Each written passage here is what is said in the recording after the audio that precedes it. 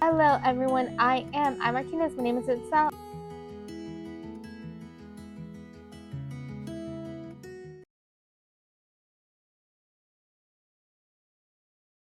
Good morning everyone, I'm Martinez. My name is Itzell.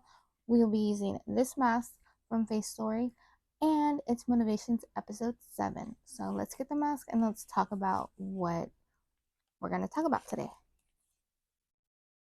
So this one I'm going to try my best not to break down because it's going to be hard.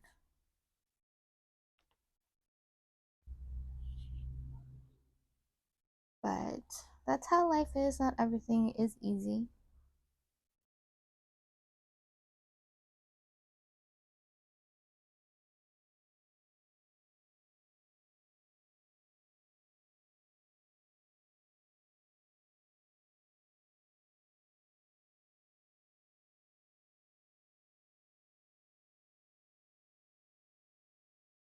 Uh, I know the name of the mask and all that. I just didn't expect it to really smell like bananas. I don't mind the scent. I don't really eat bananas like that. I can't do the texture, but I like the taste. Alright, and I got serum all over me. So, episode 7 is healing, and it has childhood trauma, miscarriage, and my 11-year relationship. So, what was my motivation from healing from, you know, all of that? Because it's a lot. Well, when it comes to my childhood trauma, honestly, I was really like, I don't know, depressed, whatever you want to call it. I was not in a good place. And I wanted to feel better. I didn't want what happened to me to hold me down, to make me feel like there's no getting away from it. I didn't want to feel like that anymore. I wanted to be in a better place, and healing from it doesn't mean, you agree with what happened to you. It's none of that. It's not that all is forgiven. Not for me, maybe for some people, but that's not what it meant for me. It just meant that I care enough about myself to put in the work to overcome what unwillingly happened to me. So, yeah. And it took a lot of therapy, and I was working with multiple therapists, and I thought I was done, like, feeling anything about my past. But with my new therapist, my fourth one, um, I realized I still had so much that I hadn't completely let go of, and she's helped me let go of that. And she said, with trauma, it can be almost like, I guess, like when you get like a splinter and it scabs over, you kind of have to dig to get it out, kind of like that, where like all the different therapies leading up to that point helped me dig it out, but I didn't completely remove it. So there's that. It was really difficult. If you truly dealt with past trauma, like getting over it, it almost feels like, to me, the best way I could describe it. It's like you had this tumor that you didn't know you had, and it was like 50 pounds. So when it's removed, it's like you're stumbling around because you don't have this heavy weight anymore, and you don't really know what happened. It's like you got hit by a car and you're all dizzy, and it was the strangest out of body experience I've ever experienced. I just felt really dazed and confused, and I didn't know what was going on. But after that, I felt so much better. After the initial shock, I guess, was the best way to put it. So, yeah, I'm definitely proud of myself and caring about myself enough to get over, as much as I can, what happened to me, so I am in a better place mentally.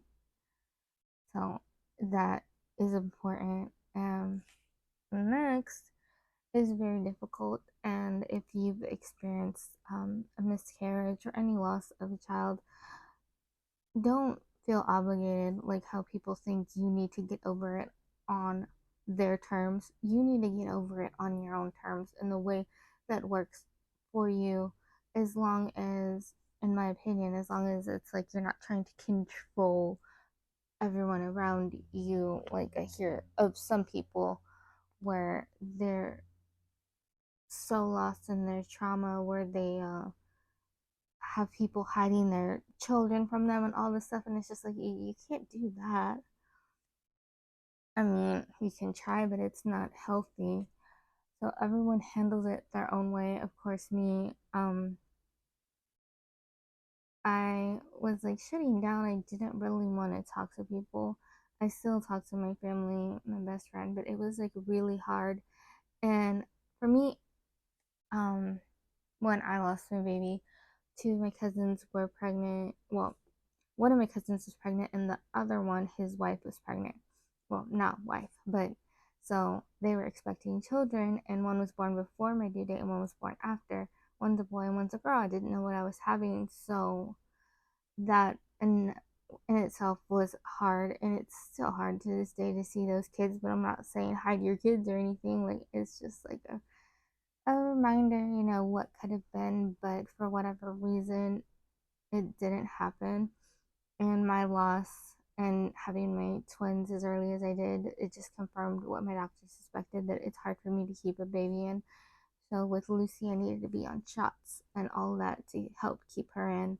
I didn't need to be sewed, thank goodness. But yeah,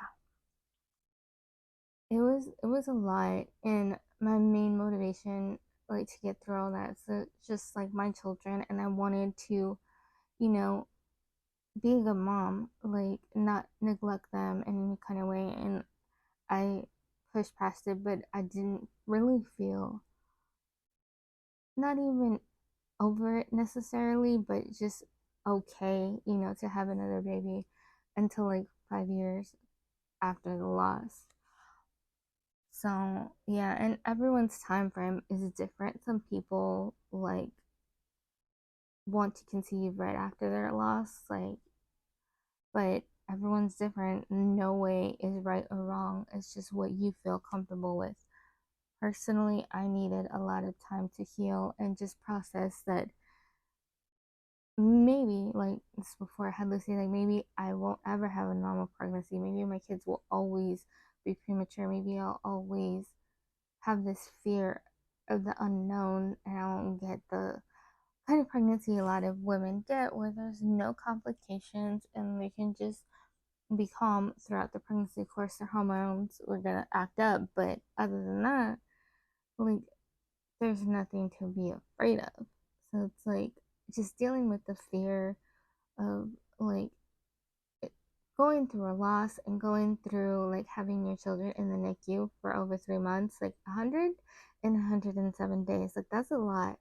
And it's just like neither choice sounds good for a repeat. So it's just like a lot to deal with. But eventually, like I was in a much better place, and I'm thankful, I had my youngest, and it wasn't planned, but she ended up with the reverse initials that we had for our angel baby.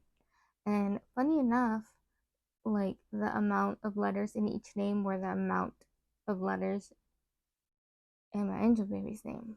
So it's just like, huh, like that's funny. Like 4 letter first name, 5 letter middle name, and it's just like reverse initials. Like it's funny that it ended up that way. So yeah, I think that's a nice way to honor, the child that you lost without giving them the same name how some people like to do. But I know that's honoring as well. To each their own. There's no right or wrong way to grieve your loss. And lastly, my 11-year relationship. Well, it was on and off, but honestly, through all of the talks and the,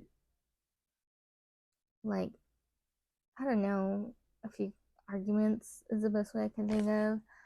It's just like I got tired of always being the person in the wrong. I was never right. Even if by other people's understandings I was right, I was still wrong. And it's just like, I felt like I needed to cater to another person, like every single thing that they wanted, or else I wasn't going to be happy. And I'm like, it shouldn't have to be that way. I know they make the joke like happy wife, happy life, but if you're just doing everything to make sure you're not upsetting the other person, it's like you're not really happy. And I was so done feeling that way. I was so done of always being in the wrong. Even when I have medical people backing me up, I was still in the wrong. I didn't know what the hell I was talking about. They didn't know what they were talking about. And it's just like, really? Okay. You know more than a doctor does, apparently. Like, and yeah, like it was just too much frustration. Like, always feeling like inadequate, not good enough, being out to be felt or make myself feel like nobody would like me if you weren't with me or whatever. And it's just like, yeah, no, like I know I'm likable. It's like I know I'm not as flawed as you make me out to be, and I know I've been working on myself for years in therapy, so I know from the person I was when I met him, from the person I was when it ended, I have grown a lot as a person. But somehow I still had a million flaws. And, you know, he kept making excuses for his flaws. And it's just like, okay, you get all the excuses in the book to not deal with stuff. But me, I have to deal with stuff that, like, is a result of your actions that you caused in me. Like, how is that fair? You caused it, but I'm the one with the issue now.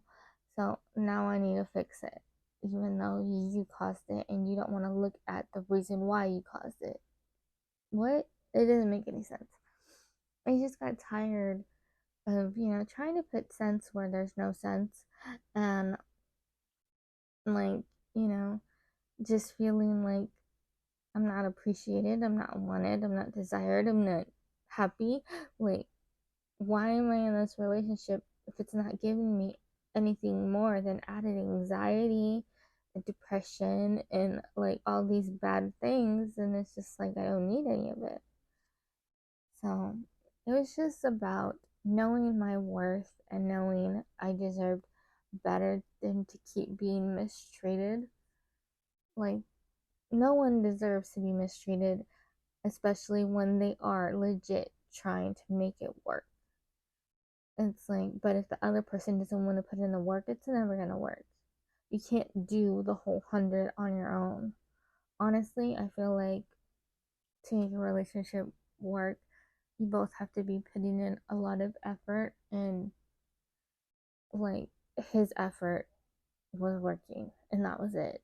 Like, yeah, sure, he would cook now and then, but it's just like, okay, yeah, he cleaned, but it's just like, okay, you do stuff, around the house. Okay, but when it comes to us, you leave me to do it all on my own? Like, what? So, yeah, it was just not good.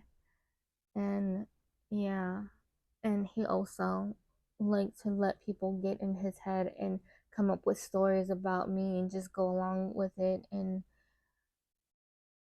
that was the truth because someone he cared about, loved, respected, whatever, told them it. So that's what it is. And it's just like, really, you're gonna let other people make your decisions about your personal life?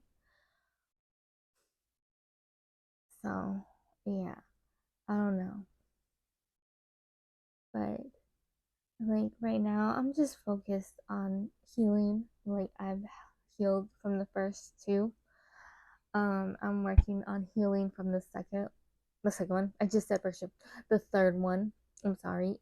I'm still waking up, apparently. But yeah, like I'm motivated.